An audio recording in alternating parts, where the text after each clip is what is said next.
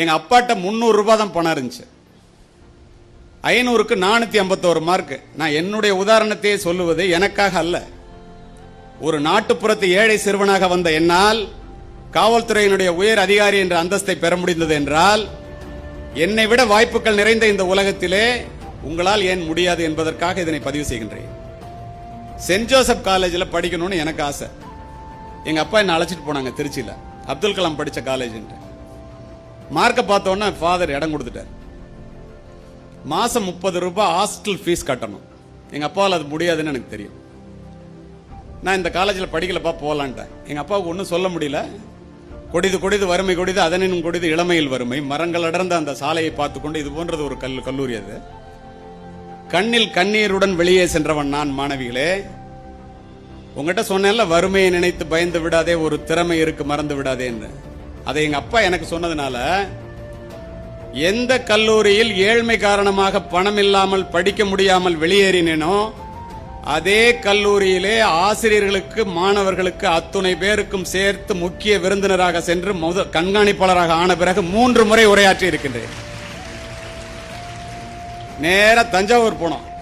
மன்னர் சரபோஜி அரசினர் கல்லூரின்னு ஒன்று இருக்கு, உங்களுக்கு தெரிஞ்சிருக்கும், நல்ல கல்லூரி.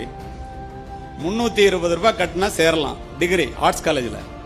மெடிக்கல் காலேஜ் வாசல்ல போய் பஸ்ஸை நிறுத்திட்டான். எங்க அப்பா படிக்காதவங்க.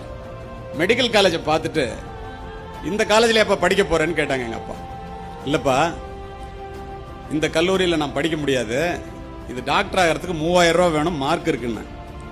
எங்க அப்பா கண்ணில் கண்ணீரோட பணம் இல்லாதனால உன்னை படிக்க வைக்க முடியலப்பா, என்னுடைய நோக்கம் காவல்துறை அதிகாரியாக காக்கி உடை அணிந்து பணியாற்ற வேண்டும் என்பது. எங்க அப்பாவோட ஆசை டாக்டர் ஆகணும்னு. ஆனா அது முடியாதுன்னு எனக்கு தெரியும்ல.